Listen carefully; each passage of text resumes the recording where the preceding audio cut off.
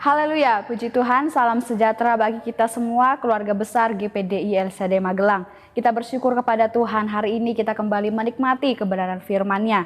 Dan judul renungan pada hari ini adalah Berani Tegas. Kita buka bersama Alkitab kita di dalam Kisah Para Rasul 25 ayat 3 sampai ayatnya yang kelima. Sekali lagi, Kisah Para Rasul 25 ayat 3 sampai ayat yang kelima, demikian firman Tuhan. Kepadanya mereka meminta suatu anugerah yang merugikan Paulus, yaitu untuk menyuruh Paulus datang ke Yerusalem. Sebab mereka sedang membuat rencana untuk membunuh dia di tengah jalan. Tetapi Festus menjawab bahwa Paulus tetap ditahan di Kaisarea dan bahwa ia sendiri bermaksud untuk segera kembali ke sana. Katanya, karena itu baiklah orang-orang yang berwenang di antara kamu turut ke sana bersama-sama dengan aku dan mengajukan dakwaan terhadap dia jika ada kesalahannya. Puji Tuhan, Bapak Ibu saudara-saudari yang diberkati oleh Tuhan, di dalam perikop ini ya kita bisa mengetahui seseorang yang bernama Festus. Festus adalah seorang gubernur Romawi yang berkuasa di Yudea, yang disetujui oleh Kaisar Nero untuk menggantikan Felix, pemimpin sebelumnya. Selama pemerintahannya terlihat jika Festus ini adalah seorang yang peragu, ya, dia penuh dengan keraguan-raguan. Dalam bertindak, ia lebih suka mengikuti kemauan orang lain atau mengikuti kemauan orang-orang berpangkat tinggi dan rakyat-rakyat pada saat itu, daripada dia berdiri di atas prinsipnya sendiri. Jadi terlihat bahwa Festus ini tidak ada prinsip ya yang dia pegang teguh, sehingga dia lebih sekali sering ya mendengar perkataan orang lain dan itulah yang dia ikuti. Sikap Festus yang peragu ini membuat dirinya sendiri mengalami kesulitan dalam memeriksa atau mengupas ya tentang perkara Paulus. Ya, kita bisa lihat di dalam perikop ini ya ada peristiwa di mana Paulus akan diadili, dan pada saat itu karena keraguan-raguan Festus, dia tidak bisa dapat memutuskan sendiri ya. Oleh karena itu Festus harus meminta masukan dari Raja Agripa II. Pada akhirnya ia rela mengorbankan Paulus bagi orang Yahudi ya, demi mengambil hati mereka, yaitu karena tadi dia tidak punya prinsip, dia ragu-ragu, dia mendengarkan apa yang dikehendaki oleh orang Yahudi tanpa melihat sebenarnya apa yang terjadi. Sehingga di sini dia mengorbankan Paulus ya, dalam artian Paulus dibiarkan diadili dan dibiarkan bersalah ya, karena dia lebih mendengarkan, lebih mengikuti perkataan orang-orang Yahudi daripada dia berprinsip untuk memeriksa terlebih dahulu kebenarannya.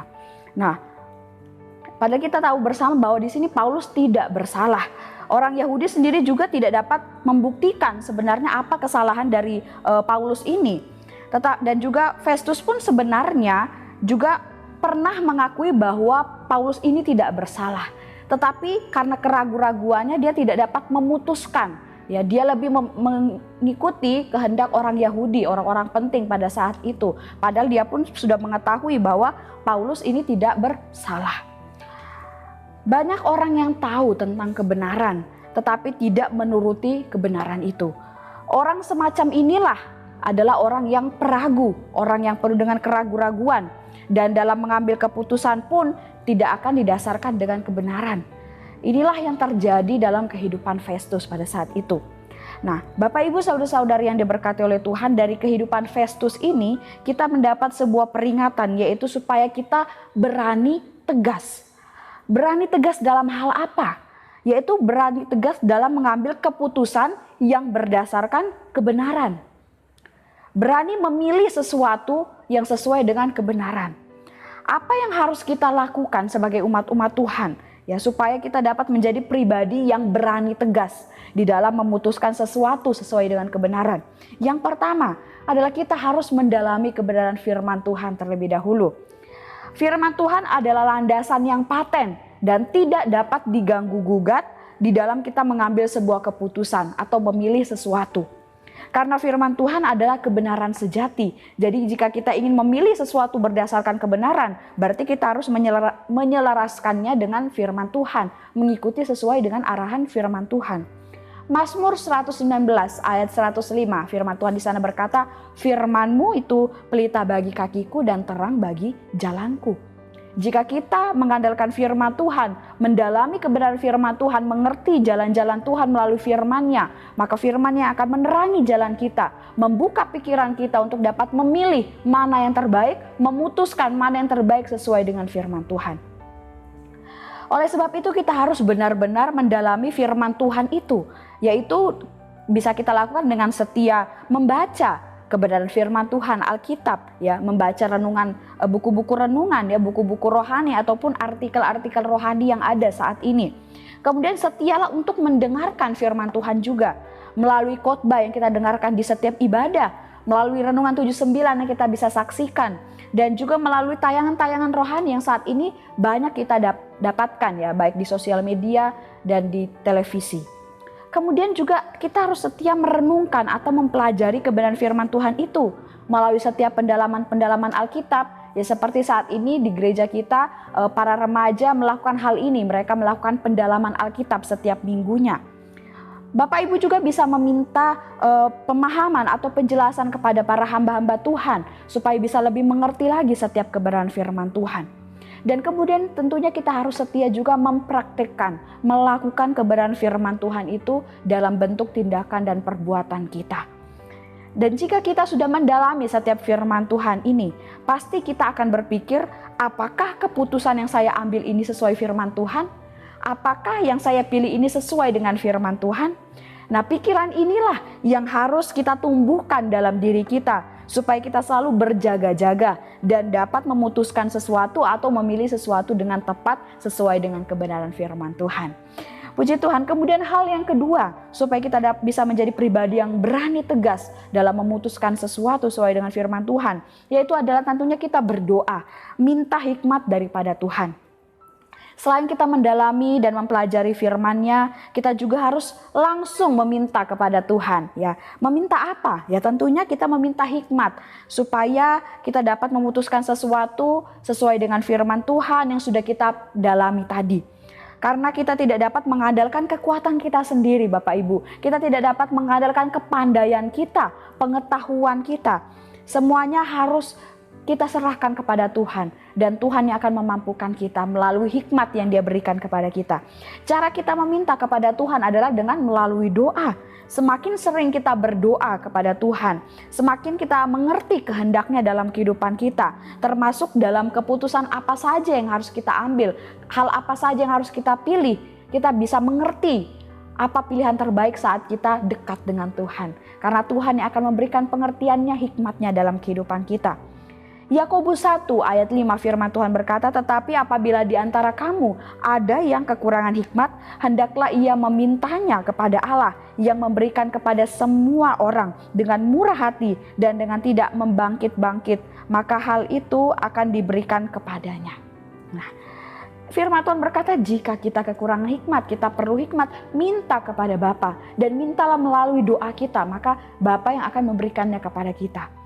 Nah, selain kita meminta langsung kepada Tuhan, ternyata Tuhan sendiri pun juga ingin memberitahukan kepada kita apa kehendak-Nya dalam keputusan yang kita ambil. Jadi selain kita meminta kepada Bapa, Bapa sudah terlebih dahulu ingin memberikannya kepada kita.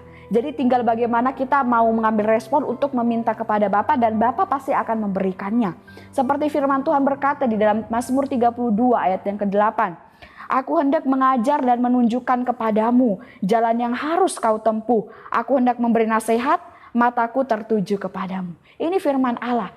Allah sudah ingin, ya, Allah ingin memberikan pengajarannya, memberikan nasihatnya bagi kita. Tinggal bagaimana kita yang meminta kepada Bapa dan mendekat kepadanya. Dari situ kita akan diberikan hikmat untuk dapat memilih sesuatu sesuai dengan kebenaran firman Tuhan. Berani tegas memilih mana yang terbaik. Kemudian yang terakhir, yaitu adalah dengan kita mengikuti arahan Tuhan yang muncul dalam hati kita. Saat kita hendak mengambil sebuah keputusan, ya, berani tegas untuk memilih sesuatu, dan kita seringkali mengabaikan kebenaran yang sudah kita ketahui, pada awalnya kita akan menjadi gelisah karena tindakan kita bertentangan dengan hati kita. Ya, biasanya terjadi seperti itu, ya Bapak Ibu. Dalam hati kita sudah muncul sesuatu dan kita tahu itu benar, tapi seringkali kita mengabaikannya. Pada awalnya kita akan mulai merasa gelisah, ya, tidak tenang karena tidak sesuai dengan hati kita. Dan lama-kelamaan jika kita biarkan, maka hati kita akan menjadi tumpul dan tidak akan peka lagi terhadap kebenaran. Karena itu jangan pernah lalaikan setiap kebenaran yang diarahkan Tuhan untuk bersuara di hati kita.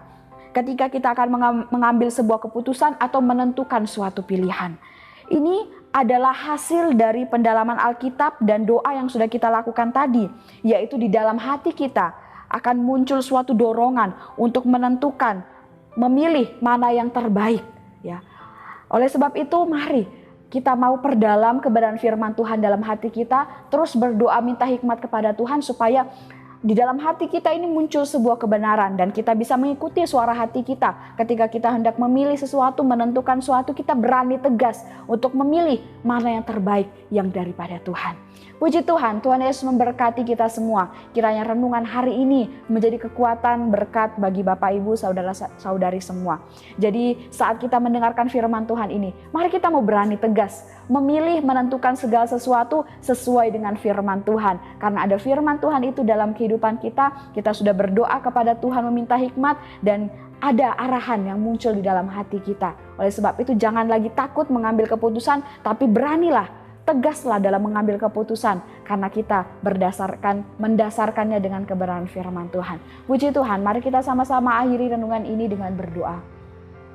Segala puji syukur, hormat, kemuliaan kami persembahkan kepadamu Tuhan. Engkau Allah kami yang baik, Engkau Allah kami yang luar biasa. Kami bersyukur buat kasih-Mu dan kemurahan-Mu melalui kebenaran firman Tuhan yang dapat kami dengarkan hari ini. Kiranya firman-Mu itu menjadi kekuatan bagi kami, pedoman bagi kami untuk kami dapat berani tegas memilih menentukan segala sesuatu sesuai dengan kebenaran firman-Mu.